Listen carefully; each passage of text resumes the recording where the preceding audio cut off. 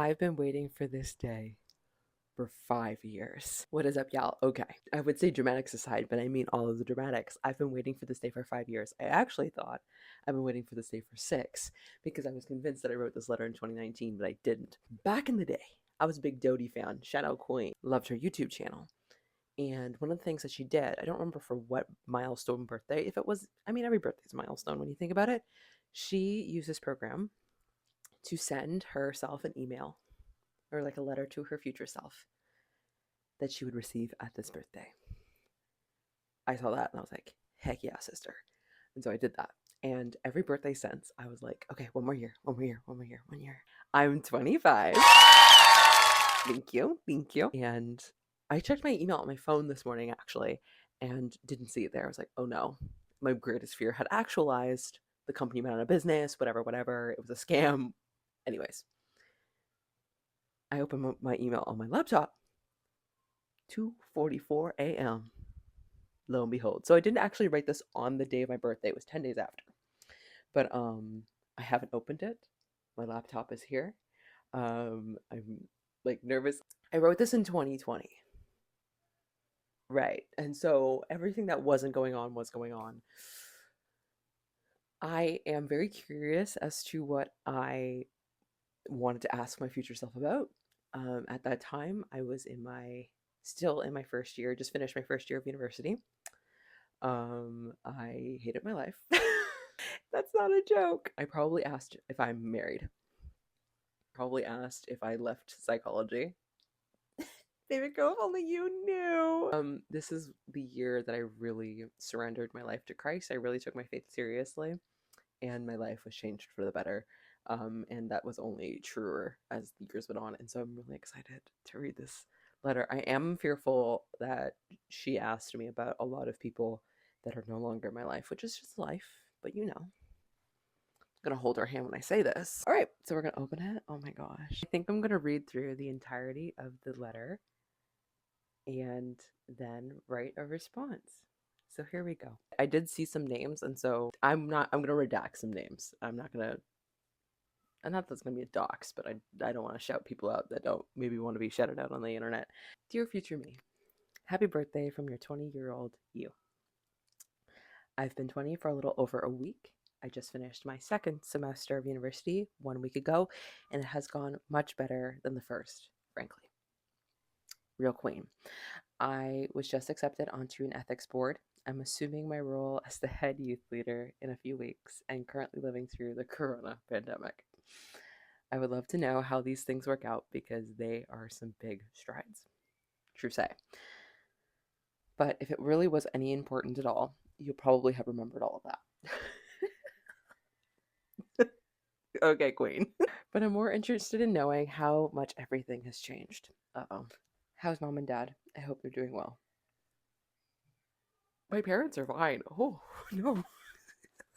Have you started going to therapy? We'll get to that. How are your brothers? They'll be 27 and 22 this year. That's crazy town. Are you still close to your younger brother? Are you any closer to your older brother? How's your granddad? Of course. Oh no. Not oh no, but like, oh no. And of course, your extended family, your former pastors. How are they? Former, current? It's complicated. I mentioned that. The overwhelming thought that my former, current, my pastors, their children are at various ages in life, which is insane because at that time they were not that old, obviously.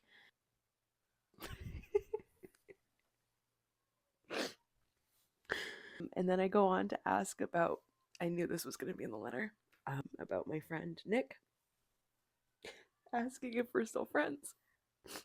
He means a lot to me. I hope you still talk. Dang nabbit, Miley. Oh, this is crazy. I ask about some youth group kids. Some who still go to my church, some who don't. Do I still live in the city that I lived in at the time? Complicated. Am I still in school?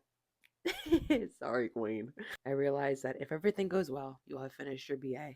Did you finish in psychology or did you finally switch? That's some tea. Did you end up becoming a youth pastor? Are you still a salvationist? Did you ever go through with getting baptized? There are so many things about the future that I want to know, but obviously it's not my time. I hope 25 and beyond treats you fairly. Always with love, Elizabeth. I thought getting through that was going to be hard. Wait till I reply. Dear past me, happy birthday plus 10 days. I hope you've enjoyed being 20 thus far. It's different. It feels like a page should have turned in your life, but you will later realize that you are just a toddler adult. You're just 2 years into adulthood and you don't know anything. And I'm 25 and I still don't really know anything. That's okay. Congratulations on finishing your first year of university. Semester 1 was a nightmare, and you did it. Through gritted teeth and white knuckling it, you did it. And you are a girl boss for that. You will not know what girl boss means at this point in time.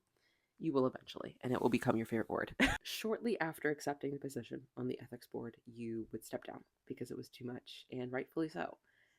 You're going through some big life changes, and it's okay to say no to things. And it's okay to say yes to things and then change your mind. You do become the youth leader, and you're the youth leader for 4 years, and you love every second of it. You love engaging with the young people, you love coming up with new ideas, you love the faith aspect, you love it all. And it is fulfilling, it is stressful, it is tear inducing, it is rage baiting, it is all the things that come with ministry, and you love every second of it. And there's not a time that you look back at that part of your life and not think of it fondly. It is simply the best. And you ask the hard hitting questions. Mom and dad are good. Dad turned 75 today, and he's doing well. You're closer to mom more than ever. She's one of your best friends, and it's the best. You do start going to therapy. A long time coming, but you finally do it. And it was integral to making the decision that we will discuss later in this letter. You're not as close to your younger brother as you used to be, and I'm sorry to say that, but you still care about him, and he still cares about you. Your older brother, on the other hand, you are quite close to, and maybe that's just a part of life. Sometimes you're closer to other people than others, and that's okay. Your extended family are still your extended family more than you realize. They do eventually move away, which was just about the hardest thing that you went through, at least within that span of time. Well, actually, one of the hardest things that you would go through that very year. But you do eventually move to their city, not intentionally, but it just worked out that way. Because God is good and God has plans, and they work out perfectly every single time. Regarding Nick, my sweet girl, he's gone. And I don't think that's something that we'll ever really get over. All that I ask is that you cherish each moment up until that day comes. And unfortunately, I can't warn you. I can't tell you the day is coming, or how many years or days counting down that it will happen. And there are days now that I look back at my camera roll, go back to our old conversations, and remember how things were. But every day you'll miss him, at least a little bit. You ask about a lot of people, some of which are no longer in your life for one reason or another.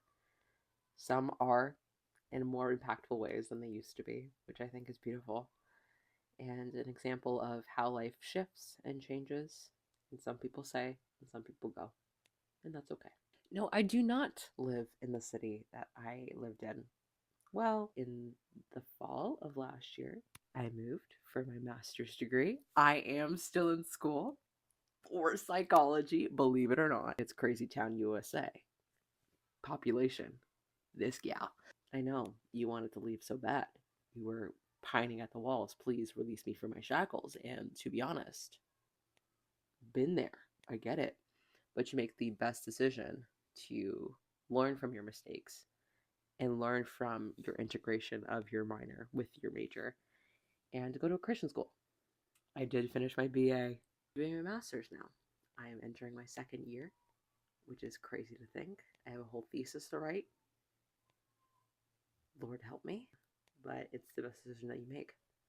You don't regret it for a second, even with all the hiccups and all the stressful moments and all the things that come with moving away and doing a master's. It is the best, and there are no regrets. Did I end up becoming a youth pastor? No, baby girl. I did not. Am I still a Salvationist? Baby girl, yes.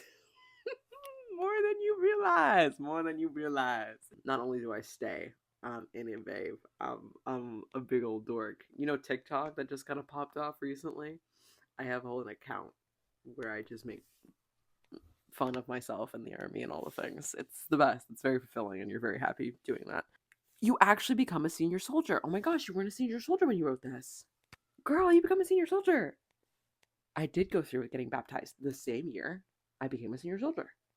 Slay. I still want to know so much more about the future. The last 5 years have been a gift on so many levels. There have been hurts, there have been learning moments, there have been opportunities for you to grow. Some things that you learn over the next 5 years is how to like yourself. Because you don't do that. Despite what you tell yourself, despite the lies that you tell other people, you don't like yourself. And it's obvious. But eventually you do.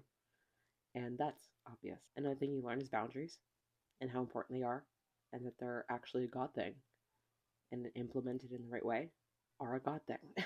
Another thing you learn is that even with all the questions that you have about the future, God is there. He's ready to hear those questions and understand where those questions are coming from. And even though He's not necessarily going to give you those answers right away, you become content that at least someone is listening and understanding and being compassionate about those questions. And there are so many things that even within the last year, that if I told you right now would happen, you would have an aneurysm. You wouldn't make it 25. You would not believe me, girl. And that's okay. That's why things happen in the time that they happen. There's a season for all things, as scripture says. You are the best. You are the sweetest. And I will definitely be writing a letter to myself when I'm 30. I love you so much. Always with love.